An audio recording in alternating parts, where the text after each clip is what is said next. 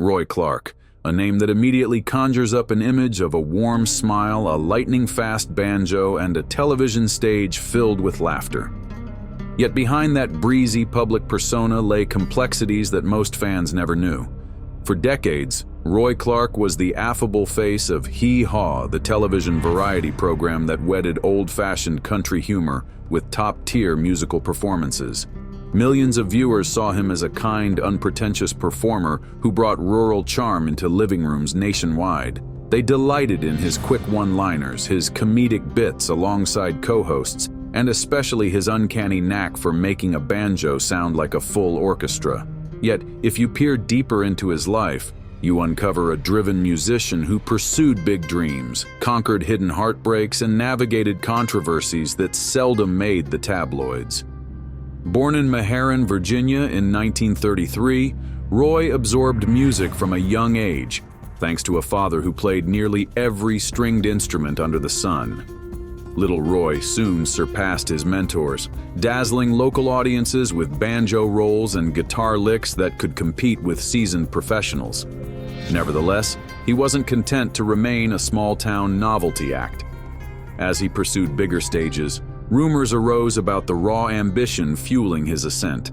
Some whispered that this bright-eyed small-town boy carried an unspoken intensity and a fierce drive for greatness. Others cited that unstoppable determination as proof that he'd do whatever it took to bring his music to the forefront. With time, Roy's reputation soared, and his performances broke barriers that many in the country world never thought possible. He didn't just interpret standard tunes, he transformed them into kaleidoscopes of sound that transcended labels. From rocking out on a mandolin to serenading audiences on guitar, he welcomed innovation even as he cherished tradition. Behind that trademark grin, he wrestled with perfectionism. Spurred on by a desire to show the world that a rural kid from Virginia could match or surpass anyone on any stage. That tension between small-town roots and global ambition defined Roy Clark's legend, one that would eventually be tested by behind-the-scenes turmoil nobody expected.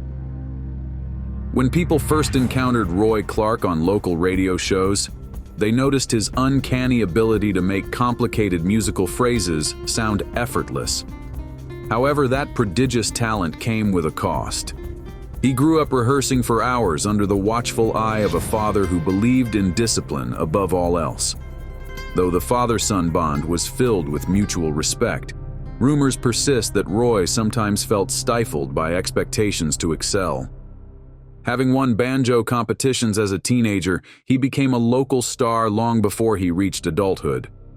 The sudden fame tested his resolve, coaxing him into venues packed with curious onlookers who couldn't believe such youthful hands could pluck strings with such veteran mastery. His early acclaim brought him to the attention of traveling performers, including Grandpa Jones, another name steeped in old-school country tradition. While the camaraderie of the road offered Roy invaluable lessons in stage presence and audience engagement, it also exposed him to the financial and emotional strains that touring artists endure. Some nights they played to roaring crowds. Other times the rooms were half empty, the paychecks uncertain, and the hours long. Even so, Roy never lost that boyish spark. Observers recall his indomitable spirit, evident even when he was bone-tired. He never failed to crack a joke or lighten the mood during sound checks or late-night rehearsals. In the background, rumors brewed that young Roy might be pushing himself too hard, especially given his relentless schedule.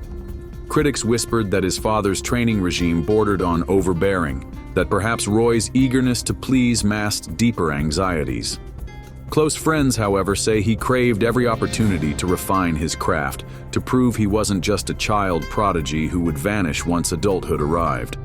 The push-pull dynamic between supportive mentors and the weight of high expectations shaped Roy into a performer whose broad grin belied a laser focus on artistry.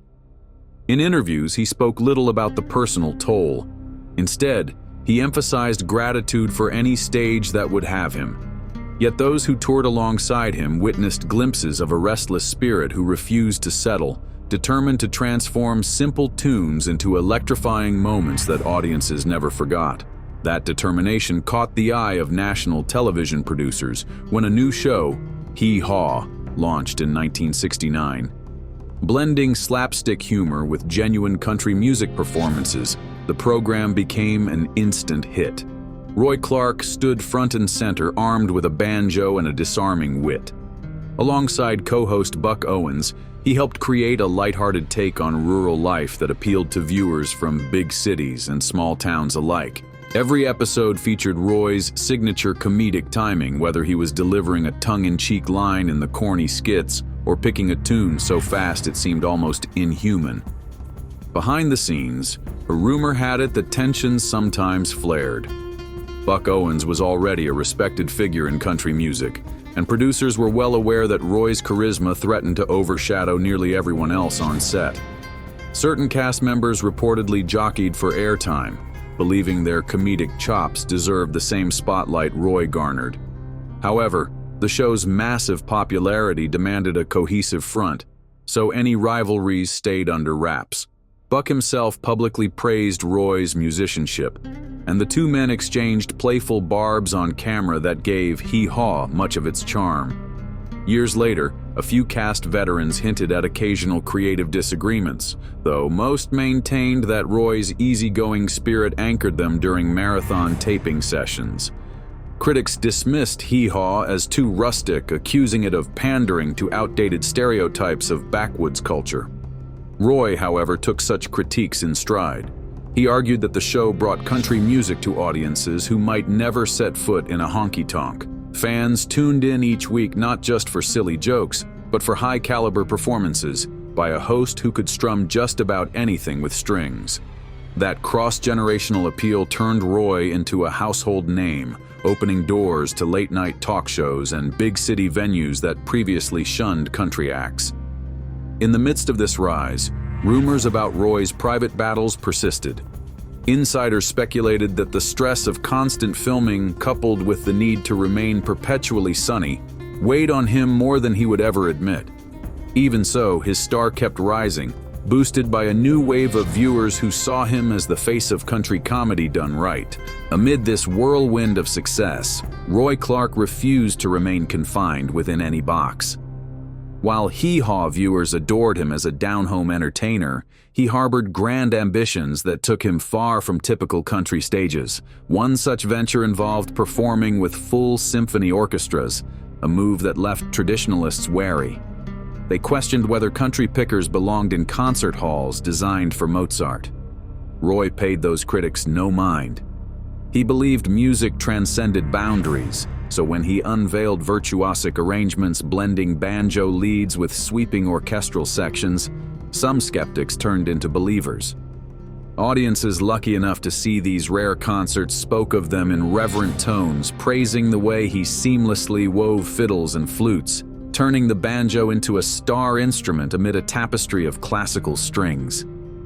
The boldest manifestation of Roy's adventurous streak arrived in 1976, when he embarked on a Soviet Union tour at the height of the Cold War.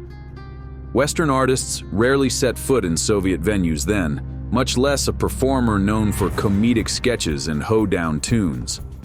Yet Roy thrived on bridging gaps. Legend has it that, on his first night in Moscow, he played a solo so mesmerizing that the initially reserved audience broke into exuberant applause. While government officials might have seen it as a token cultural exchange, Roy seized the chance to share a piece of Americana with people who had limited exposure to such performances. His sets ranged from quaint ballads to toe-tapping romps, reminding everyone that humor and melody could forge unity even across political divides. Branson, Missouri also beckoned. Once a quiet Ozark destination, Branson was rapidly becoming a hub for live country shows and variety theaters. Roy capitalized on the opportunity by opening his own venue in the early 1980s, spurring others like Mickey Gilley and Andy Williams to follow. Some in the music industry scoffed at what they saw as commercialized country tourism, but Roy took pride in offering fans an up-close experience. His nightly shows, filled with banjo pickin' and goofy jokes, reinforced the spirit of Hee Haw in an intimate setting. In interviews, he admitted that not everyone approved of Branson's glitz.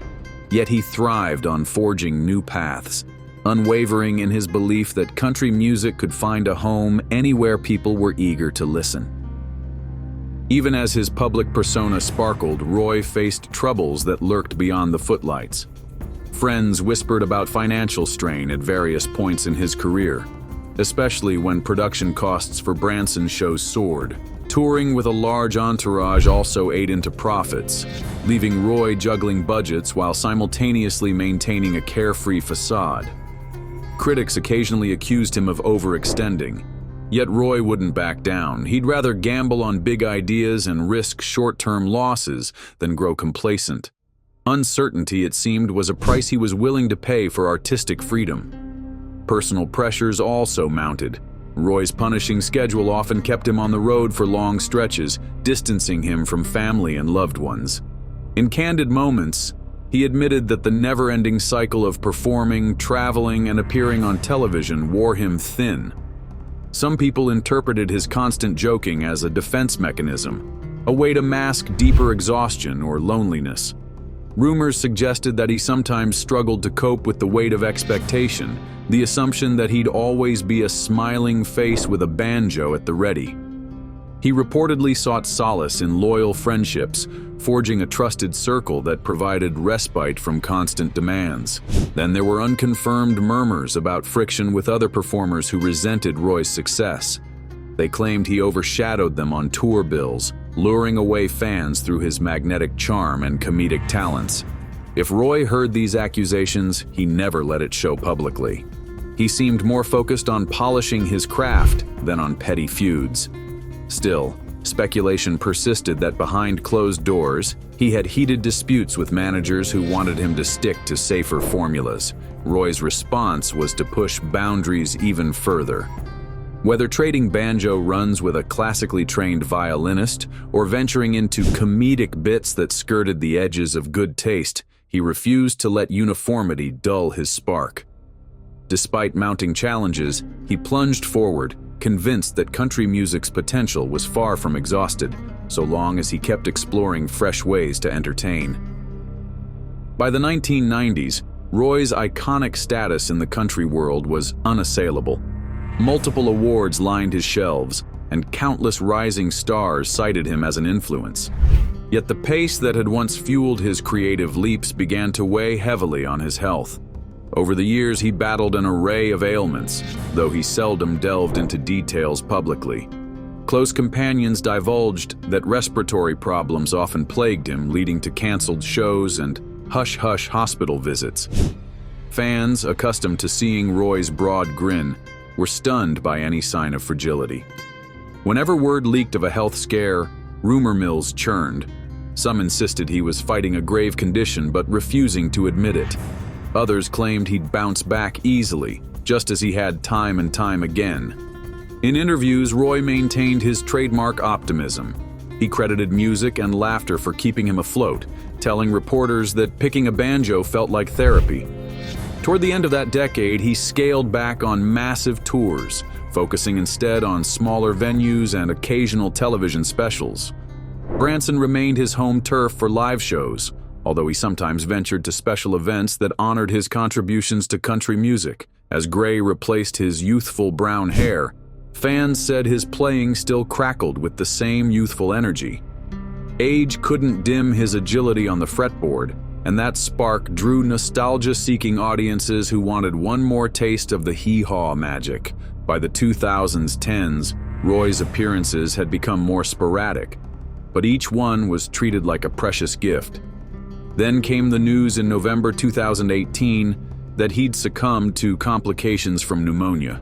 Devastated admirers flooded social media, recalling how Roy's quick-fingered picking or corny jokes had brightened their youth. Fellow artists penned heartfelt tributes, calling him a pioneer who proved that virtuosity and humor could coexist. The sorrow ran deep, but there was a note of celebration too, for a legend who dedicated his life to uplifting others through music. In death, Roy left an empty stage behind, yet the echoes of his laughter and banjo rolls seemed destined to endure, casting a warm glow on the country scene for years to come. The immediate outpouring of grief underscored Roy Clark's extraordinary place in cultural memory. He wasn't merely a skilled performer, he was a unifier, someone who drew folks together regardless of musical preference or social background. Country purists lauded his deep respect for the classics, while more progressive fans saluted his willingness to collide with new ideas. It wasn't just about the banjo or the comedic punchlines, although both were iconic. It was about Roy's capacity to break down barriers, be they genre-related or geographical. Tours in distant countries introduced skeptics to a brand of American music that felt simultaneously rooted and fresh, as if tradition were blossoming into something universal. Some modern artists incorporate pop, rap, or electronic elements into country, a development that might have startled earlier generations. Yet Roy laid groundwork for such experimentation decades ago, forging ties with orchestras and stepping onto stages that nobody associated with rural tunes. Even the glitzy tourism of Branson traces partly to his vision for an entertainment hub that meshed family fun with live performances. Without Roy's initial leap, the evolution of that town might have taken a different path. Admirers argue that he possessed a knack for bridging divides between classical and country, comedic and serious, mainstream and niche. After his passing, reflections poured in from guitar virtuosos, comedic actors, classical violinists, and everyday fans who'd grown up on Hee Haw. Each insisted that Roy's generosity touched their lives. No tribute to Roy Clark is complete without recognizing his unwavering sense of humor. Through personal challenges, financial uncertainties, and industry skepticism, he kept audiences grinning. Detractors claimed he cheapened the music with silly gags, but Roy never saw the two as incompatible. If a well-timed pun could lighten a weary crowd, he'd deliver it. If a lightning-fast solo could drop jaws, he'd pull it off without blinking. In his world, laughter and virtuosity enhanced each other, and that philosophy lingered in the memories of all who crossed his path. From stagehands who described him as unfailingly kind to high-profile celebrities who marveled at his skill, the consensus was clear. Roy Clark illuminated every room he entered, brightening an industry known for its cycles of heartbreak and triumph. Roy's life offers more than the trajectory of a beloved TV host. It's a testament to the sheer scope of country music's potential. He championed timeless traditions while welcoming unexplored territory, planting seeds for future innovators. In the process, he shouldered burdens few outsiders grasped: the strain of constant travel, the challenge of evolving tastes, and the responsibility of entertaining fans who saw him as a living emblem of Americana. While controversies ebbed and flowed, and rumors sometimes painted him as a perfectionist bordering on obsessive, Roy forged ahead with unwavering optimism. His passing left an unfillable void, but also a treasure trove of recordings and performances that continue to inspire musicians worldwide. From the nimble-fingered novice who stunned local crowds to the global entertainer who broke barriers in the Soviet Union, Roy traversed an astonishing spectrum. He cracked jokes that drew laughter from every corner, yet behind those smiles lay a burning determination to prove country music's far-reaching power. And prove it he did, through major television platforms, experimental collaborations, and heartfelt performances that threaded humor through heartfelt artistry. In the end, Roy Clark's resonance lies in how he made people feel: welcome, amused, astonished, and forever curious, open-minded, and genuinely inspired. Audiences never questioned whether they belonged at his shows. He invited everyone in, bridging styles and cultures with an open heart. Now, it's our turn to keep that spirit alive. As you revisit those knee-slapping Hee Haw sketches or marvel at his masterful solos, remember that behind each note stood a man whose journey embodied risk-taking, resilience, and sincerity. Roy might have left the stage, but the chord he struck still hums, reminding us that true passion knows no borders or limitations, only infinite possibilities waiting to be explored. If you enjoyed this video, like and subscribe, and also click the next video shown on your screen.